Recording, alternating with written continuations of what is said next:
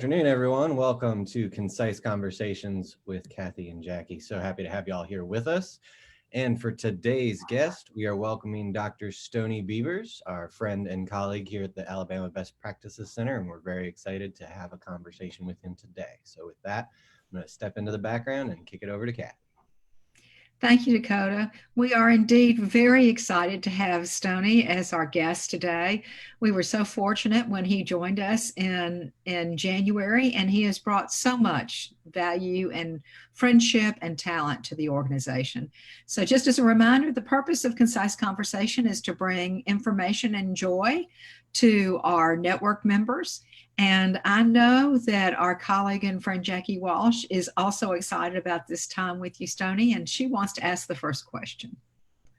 Thank you, Cathy. And I just joined Cathy in saying it has been so much fun, Stoney, Dr. Beavers, to be working with you really closely. And it has been so reassuring to be aware of the amount of experience and wisdom that you bring to your position of leadership in ABPC. I know that this must have been a transition for you, and I wonder if you talk a little bit about what it was like to move to the other side, so to speak. That is, from one who really participated in KLN, most recently learning, to one who really has been designing and leading the learning. Well, thank you, Jackie. First, I just want to thank you and Cathy for all the great work that y'all have done across the state in the past years. It's been wonderful to be a part of the networks. So many things that we brought back to our district are things that we learned from networking with other people and things that were going on in other districts that we were excited about and wanted to try out. And so that was a wonderful experience. And making that transition for me was very exciting because I wanted to be able to work with other teachers, other educators, other leaders and students across the state. And coming on board, things were really ramping up. We were doing our Powerful Conversations Network spring meetings and our Key Leaders Networks meetings, and we were starting instructional rounds that I got to facilitate with both of you. And it was just great. And then everything stopped. And so just like everybody else, we started going through some serious transitions. So it has been a learning curve for us all and an interesting time to be making a change. So I've got to tell you, I was so grateful that you were with us at the time. You might have been second guessing and saying this wasn't what I signed up for, but we really did have to completely be nimble and turn on a dime. So can you talk a little bit about what we did once we realized that the world had changed and we were going to have to shift to virtual learning?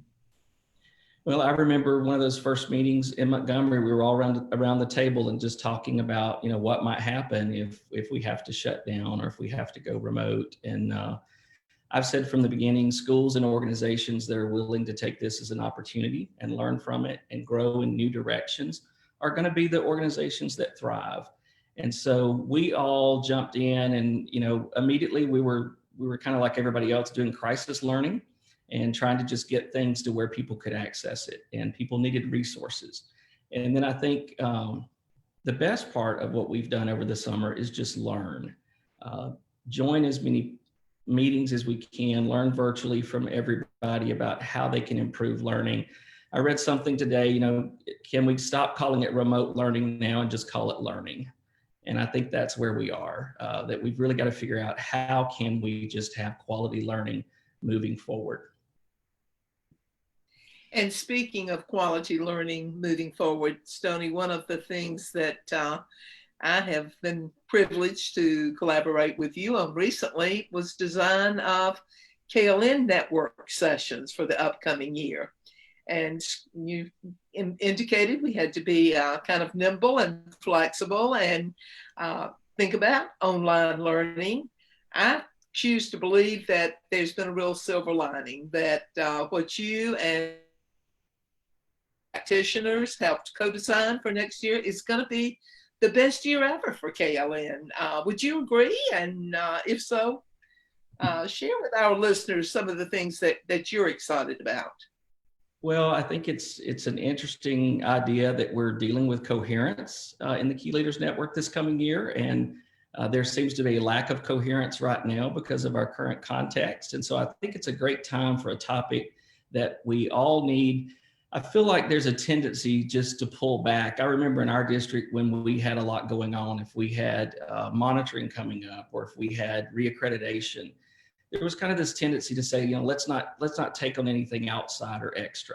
But I think the work of the design team is so powerful that we can really build a community of learners and we can continue networking and really learning from each other, because that's the only way that we're going to solve some of these issues, is learning and listening from each other and sharing ideas. So I think that's a great time. And the design team did a wonderful job really looking at that from their district's perspectives and figuring out how we can really build a community of learners in a virtual setting. So Stoney, you touched on one of our strong beliefs of the Best Practices Center is that the knowledge is in the room and that we don't approach this as experts, but rather as co-learners. And you mentioned the design team. Can you talk a little bit more about how we have been working on making sure that the designs this fall are relevant and have the voice of our partners included in it? Well, Jackie did a great job planning the work for our design team. And, Cathy, you and I have talked to so many district leaders, and I think we kept all of that in mind as we worked with our design team and really tried to get their points of view and perspective. And I think we've tried to figure out, we can't lay out the whole year because we don't know what the whole year is going to look like, but we have a really good outline and a really good first meeting planned. And they were really helpful in looking at how can we do an asynchronous part of that so people have a little more time to work on things and really look at the job embedded professional learning. And then we can have a synchronous Zoom live session where we can work in breakout rooms and collaborate, and then come back and follow that up with another asynchronous session. So people have more time, hopefully deeper learning, and be able to share the learning a lot more. All the resources will be in one place. And I think that's just going to allow us to even go deeper into the networking and learning from each other. So, Stoney, talk a little bit more about what people can expect. I think some of us, in my generation especially, are thinking, oh, this technology, I'm not sure I can navigate a whole series of learning events online. So just share again with our listeners, if you would, how easy we think it's going to be and what some of the platforms and really opportunities for learning how better to design online learning will be. Well, Jackie, we've had a lot of help from other partners, and we've talked a lot to experts like Paul Teskey, that's from the Teaching Channel, and he and Sarah Brown Westling are doing courses for us now. And so we've learned from others who have taught us important things. I think in Zoom meetings and Google Meets, people kind of got used to being passive learners and just kind of sitting back. And so one of the tips I've gotten that I think is important is within the first 5 minutes, you need to engage your participants, and they need to answer a poll or put something in the chat box, or work together. Like if you break them out into breakout rooms, have a Google Doc or something they can share. So I think one of the things that we've really looked at is tools that will fit the protocols, that will fit the learning, that really help us meet the learning targets and the success criteria that we've pointed out, and really try to find a way to blend that and have people in a community, not just a flat course, but actually talking to each other, discussing things. One of the trainings that I did, there was a video, and we watched the video together, and then we went in our breakout room and we discussed the video, and we took notes on a shared doc, and we brought that back. And so I think those kinds of things that really engage learners will be very important as we move forward. One of the themes that we've adopted this year is more. We're going to give our partners more in terms of hands-on learning, more tools that they can use when they're either designing professional learning for adults or when they're teaching students either virtually or face-to-face. One of the things I'm in love with this year, Stoney, particularly on the time, is our PCN guiding text and our theme. Can you talk more about what the PCN focus is going to be and why we think it's so timely and important for everyone? Well, I think there's such a need right now for social and emotional learning for students and for adults. And our staff, our families, everybody really, they need help in all of these areas. I know my own daughter is 15, and we kind of thought everything was going along fine with this, and then we realized that she was really struggling with it.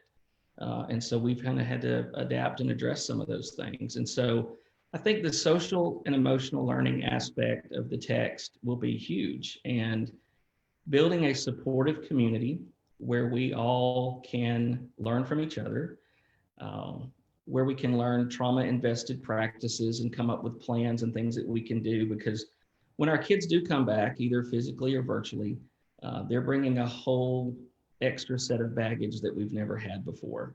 And we can't just jump right back into content without thinking about where are they, what kind of support do they need, how can I really get them to open up and hear their voices and get them to re-engage with learning. And I think this text and the opportunities that it will afford us are going to be very, very helpful as we move forward into the school year. Stoney, I think you bring so many talents to your work at A+, but the ones that I most appreciate is just your deep understanding of students, of teachers, of educators at all levels. And you certainly, in your career, have been at all levels, and your experiences have been so rich. And I know they are going to be reflected in the work you do at A+. I'm wondering if you could just select an adjective or two, Stoney, to describe how you're feeling about being a part of A+ Education Partnership and ABPC in particular. And given that adjective or two, why they describe your current feelings and beliefs about the platform you now have. I guess I use it too much, but I would probably say excited and hopeful, because as I said in the very beginning, these are new opportunities. And I have really tried to connect with people from all over. I've been on calls with people all over the world. And there have been so many opportunities that we wouldn't have had before this. A lot of people have made their content free. They've hosted webinars and Zoom meetings and, Google Meets that, they wouldn't have done if we could have been face-to-face. And so I think just looking at the opportunities to really share and learn from each other and pull together, that makes me very excited. So Stoney, listening to you, I'm reminded of Simon Sinek's and his Golden Circle. And so I think we want to end this with the why. Why should people want to get involved in our networks this year, particularly with all of the added things that they've got on their plate? And what opportunities might there be for folks that maybe their school or district isn't ready, but they themselves are interested in being involved? Well, Cathy, one of the pieces of research that we read over the summer that really resonated with me was Lyle Kirkman's research that principals or school leaders that move outside their building and network with others are more effective leaders because they come back and they try new things and they implement those things in their schools. And so I think that's such a key point for us, that we can't just stay within our own little bubble, even though we are covered up and there's all these reasons that we think that's the best thing to do. We have to talk things out and we have to learn from each other. And that's the way we grow, is we have to kind of put ourselves out there. And this is a great year to do it because you don't have to travel. You don't have to stay overnight. You can do it from your office or from home, however your situation is, and really learn from others. And so one of the things that we've added this year is if you can't have a whole team, you can join one of the networks just as an individual. And we've not really allowed that before because we have team planning and teamwork, and we know that a team is more effective. But we're kind of building new teams. And so if those individuals want to be a part of a new team and learn from new people and then come back and bring others on later, we think it's an exciting time to let that happen.